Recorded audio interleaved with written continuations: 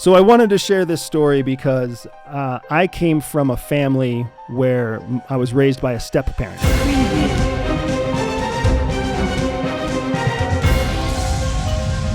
My dad, my stepdad, married my mom when I was about 5 years old and became my dad for the rest of my young childhood and adulthood.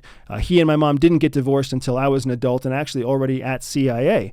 But my stepdad and I never really got along. Like most classic step-parents and stepchildren in the 1990s, our relationship was really quite hostile. It was a relationship where I tried to push the boundaries as much as I could, and he tried to slap me and keep me in bounds as often as he could. And it was this push-pull until I just couldn't wait to get out of the house. If you understand what that kind of relationship is like, I would love to have you leave a comment. Let me know if you know what it's like to be either the step-parent or the stepchild in that era. And if you were somebody who had a loving relationship with your step-parent, I would actually love to see that comment too, because I know you're out there somewhere.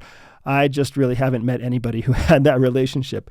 But I remember when I was about 10 years old, my stepdad wanted me to start reading more. Now, I wasn't really into reading. To be very honest, reading is still relatively laborious for me. It's not something I look forward to doing. It's not something that brings me joy. I certainly enjoy the fact that I learn new things from reading, but it's really hard for me to get excited to read. And when I start reading, I don't keep my energy high. Reading is actually very energy draining for me. But my stepdad wanted me to start reading more because he believed smart people read. And he wanted me to be a smart person, I think, because he wanted me to get the hell out of the house before as early as I possibly could, right? So he wanted me to start reading, and I was 10 years old, and I didn't know what he wanted me to read. Now, my mom was an avid reader. She was always someone who had a book in her hand, and oftentimes what she was reading was fiction books because, frankly, she was probably trying to escape the very difficult and stressful life that she had.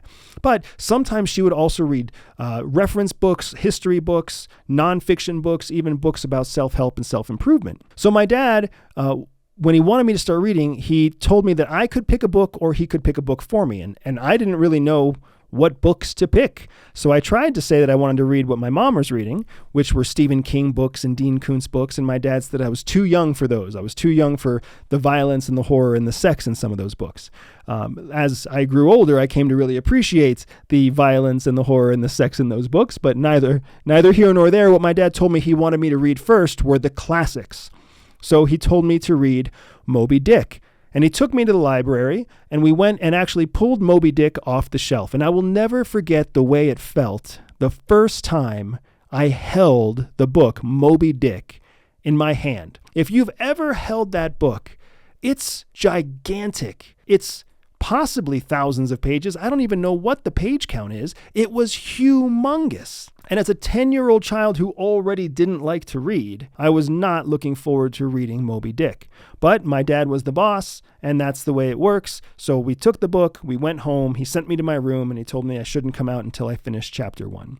So I opened that book, I turned to the first page, and the famous line that we all know, "Call me Ishmael," was on the front page.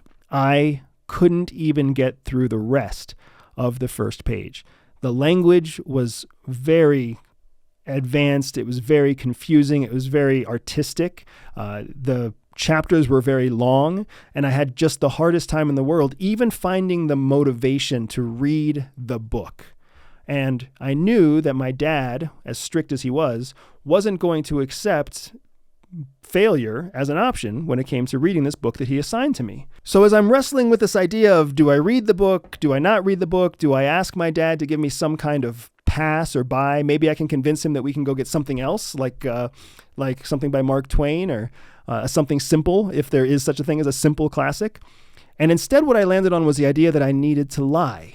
I needed to lie to my dad because I assessed there was a really good chance that my dad had never read Moby Dick either. My dad, who was quite a bit older than my mom, grew up in an Indiana farm town. He was a farm hand when he was young. He went off to Vietnam. He served several tours in Vietnam as a tunnel rat.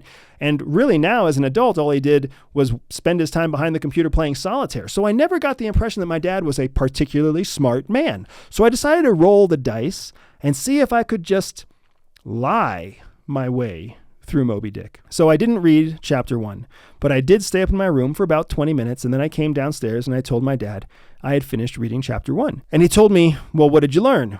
So I made some story up about how the main character is a guy named Ishmael, and Ishmael is a guy who, is really into whales, and he wants to be on a boat, and that's how the book is. And he totally accepted chapter 1.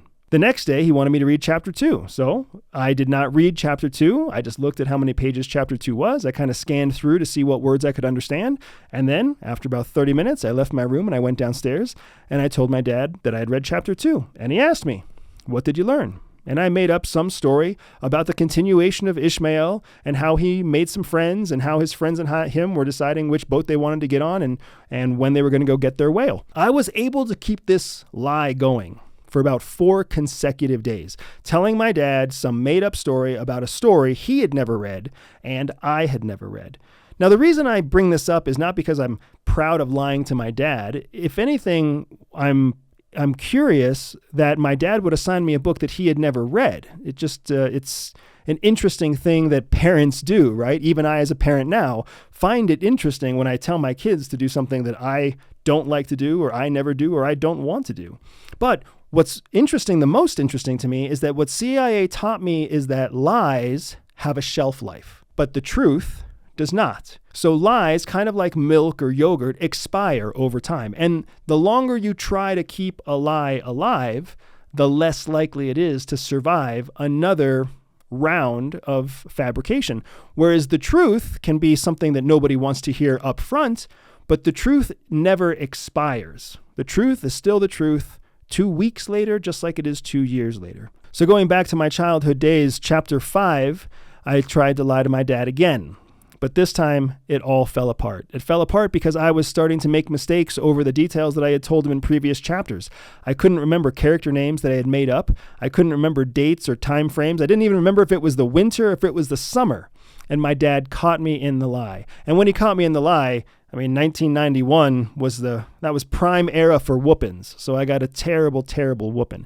And I learned an important lesson about lying that day. I learned that when you lie, you have to keep your details straight. You have to keep your details straight because people are susceptible to lying, just like my stepdad was susceptible to the lie, but they can find the truth when you don't have the details on lockdown. Now, when I joined CIA and got trained by CIA in the proper process for creating and maintaining a lie in the long run, I already had a little bit of a head start because of my childhood experience surviving through the act of lying to my stepdad, to my mom, to my principals, to my teachers, etc., etc. And what I love the most is that CIA taught me the power of the truth because every intelligence report that we collect is the truth, even though the legend surrounding our operations are all lies. And seeing the impact of the truth is something that you can never unsee. So when I left CIA and I chose to embark on my own entrepreneurial journey and I opened up my company, I insisted on making my company grounded in the truth.